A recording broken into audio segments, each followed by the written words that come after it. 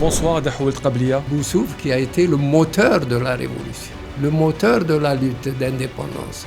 Ceux qui n'ont pas participé de manière directe et effective à la lutte de libération, je pense à Ben Bella, je pense à Boumedienne. Aucun d'ailleurs des membres du GPRA n'a pu survivre politiquement après l'indépendance. Boumedienne a eu un parcours militant tout à fait convenable. Le GPRA qui avait négocié et conclu les accords était parti sur une ligne où il y avait une démocratie réelle. Est-ce que Houari Boumedienne s'est toujours méfié de Boussouf?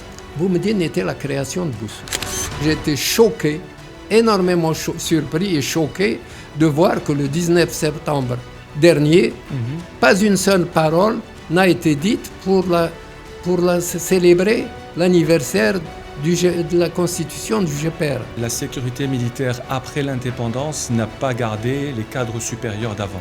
Qasdi Merbah, c'est lui qui a organisé et structuré le DRS, la sécurité militaire. À partir de Chedli, que des cadres du Malg ont pu obtenir des postes ministériels.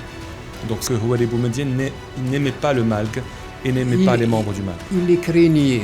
Dahoul Qablia, sous votre contrôle, que Abdelhafid Boussouf était un opposant sans pouvoir faire d'opposition.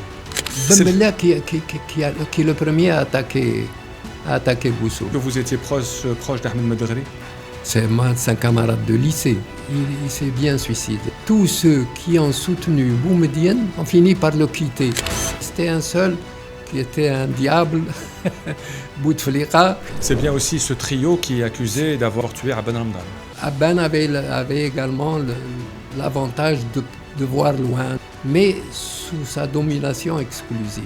C'est une manière de dire qu'à la fin de sa présidence, Houari Boumedienne était un homme seul. Tout à fait.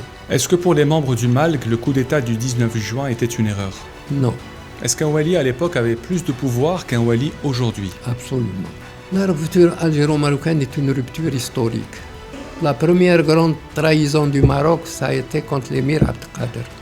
Mais les deux pays ne sont-ils pas condamnés à la réconciliation? Le dirigeant qui a le plus essayé de nuire à l'Algérie, ça a été, je le dis en toute franchise, Hassan Diouf.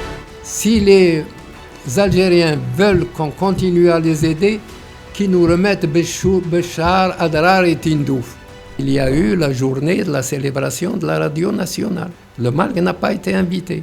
Pourtant, celui qui a monté le drapeau, qui a descendu le drapeau français pour monter le drapeau algérien, était un jeune du Malg des transmissions. Le Polisario a répondu qu'il n'était pas d'accord avec le projet Trump.